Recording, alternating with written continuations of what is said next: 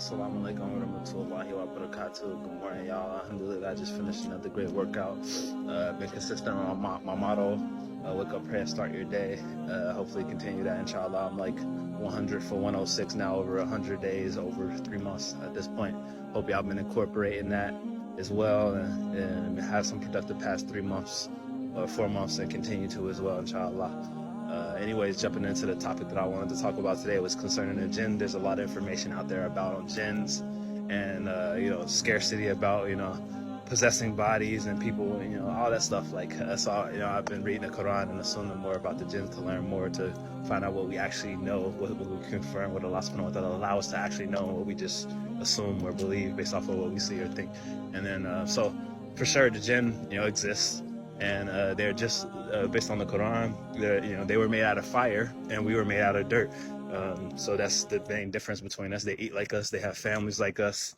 They, marry. They do everything pretty much just like us. They also worship Allah. They have their own rules. They follow that Allah gave them, and we have ours that we have to follow. So that's the main difference. And Shaitan is actually one of the jinn. He's not the leader of the jinn. He's just of the jinn. And he does lead the evil jinn, the non-Muslim jinn. So there's a Muslim jinn and there's non-Muslim jinn. And then the Muslim jinn, are the good ones, and the non-Muslim are the bad ones that follow Shaitan. And we all have according to Prophet Muhammad, peace be upon him, we all have a jinn that follow us, that try to influence us. They have free will too, so they could influence you to do good or bad.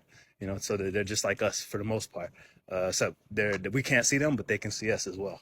And there's certain animals that can see them. Dogs can see them. Donkeys can see them. Apparently, owls can see them. So there's certain animals that can see them. That's why they react and bark.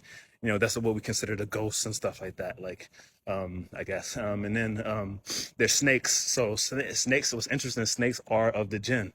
He said, Prophet Muhammad, peace be upon him, he said, just like we evolved from monkeys, like monkeys are like from us or something like that. We have that evolution. So the jinn are from the snakes. Like the snakes are, evolving to the jinns or something like that. So it's interesting that, he said, Prophet Muhammad said, if there was a story where someone found a jinn in their house, a snake in their house, and they wanted to kill it, he said, don't kill the snake because you don't know if it's a Muslim jinn. If it's one of us, if it's a good jinn, don't kill it. He said, give it 3 hours to leave your house. Don't mess with the jinn. Give it 3 hours. If it doesn't leave your house in 3 hours, then you can kill it. Then you can get rid of it, because then that means it's a bad jinn.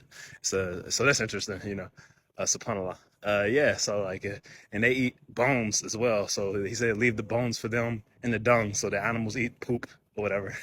So this is some interesting random facts about the jinn, y'all. Have a good day. Assalamu alaikum wa rahmatullahi wa barakatuh.